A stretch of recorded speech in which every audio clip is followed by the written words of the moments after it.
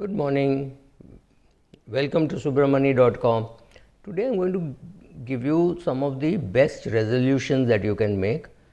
And resolutions need not be made only in January. Resolutions can be made anytime. The question is, best is of course to sit with your spouse and make these resolutions so that you promise each other that you will do the following things. First of all, I don't like calling this personal finance because it's not personal finance, it's family finance. You're earning money for the family, the family is responsible towards you, you are responsible towards the family. So you're earning for common goals, right? Your wife and you have common goals, your children and you have common goals. I mean, the children want to study, you're making a promise that you will pay for it. Your children want to get married, you're saying I'll part sponsor or full sponsor it, right? Those things. So it's part of family finance. The minute you call it personal finance, it looks like it is just the man's duty and the others don't have to participate. That's not true. All of them have to participate. Your spouse, your children, and everybody has to participate in this. So let us look at some of the resolutions which are I'll give you a string of resolutions, you decide which ones you like. And so let's start. I will write down my financial goals. It is very easy to say I know my goals. There is a huge difference when you write it down. When you write down, you and your spouse write down, you will know whether there is conflict of goals, which is really important. How can these conflicts be resolved, right? All that is very important. So that's your job to write down the financial goals. I will convert a big portion of my savings into investments. India is a fabulously saving country. We all save very heavily, very well. And when I started my career in the mutual fund business about, let's say, 25 years ago, I'm as old as the industry is. So one thing we were told is only 2% of India invests. Imagine if this becomes 20%, what will happen? First of all, that 2% has maybe become 3% or 3.5%. Secondly, I don't think our industry has the capacity to handle if it becomes 35%. We are thrilled that we are at 9,000 crores SIP. If this becomes 35,000 crore SIP, I have no clue how our mutual fund industry will handle. But I am digressing, sorry. So converting a part of your savings or a big part of your savings into investment has to be a very, very important part of your resolution. The younger you are, the more money has to be in equities. So if you are 25 years of age, you should be 100% in equities, because you will anyway have provident fund that is going into your debt instruments only. So please be as high as possible in the equity allocation in your total portfolio. I will start saving, investing for my retirement. If you're 35, 40, you will definitely have to invest. If you're 55, 60, you should be saving. But if you're younger, obviously you will be investing. So till about 55, you should be investing. After that, you can decide what to do.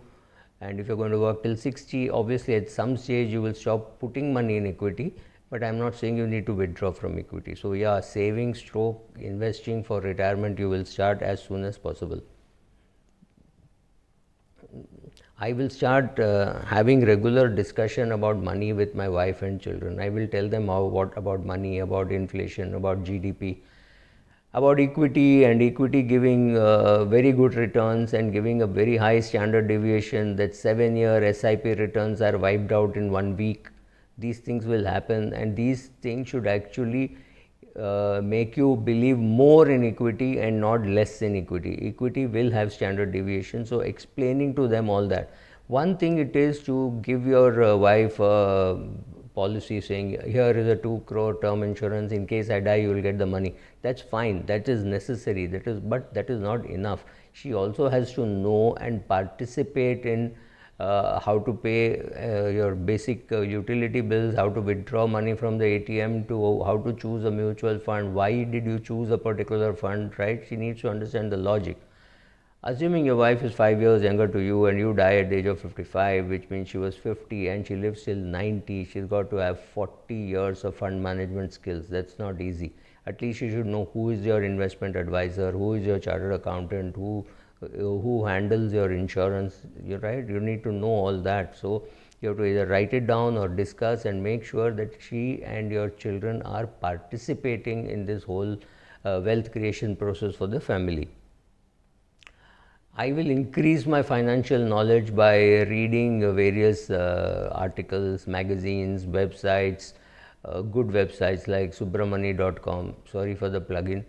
But yeah, reading websites and those things are important. Watching YouTube, right? These things, I mean, this is a learning thing. You should know what are the resolutions which are important.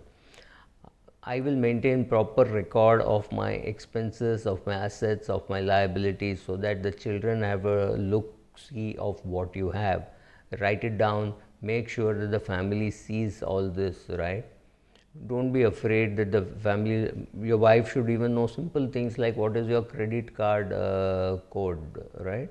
The 4-digit code which you need to put in to operate the credit card, because assuming that the husband is hit by a stroke and he is being admitted in hospital, it is the wife who will have to use the credit card, right? That's important. So something as simple as that. Most important, stick to all your resolutions. Whatever resolutions you make, write it down, stick it in your bedroom, stick it in your bathroom.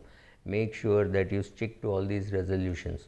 So whatever be the resolutions, make them, understand them, commit to them as a family, and then it will just grow onto you. Then you will make your will, you will make sure that you buy a smaller flat, smaller car, bigger car, as and when you make your goals and desires. You will know what all are important, because they have to be congruent with these resolutions that you make. Thank you.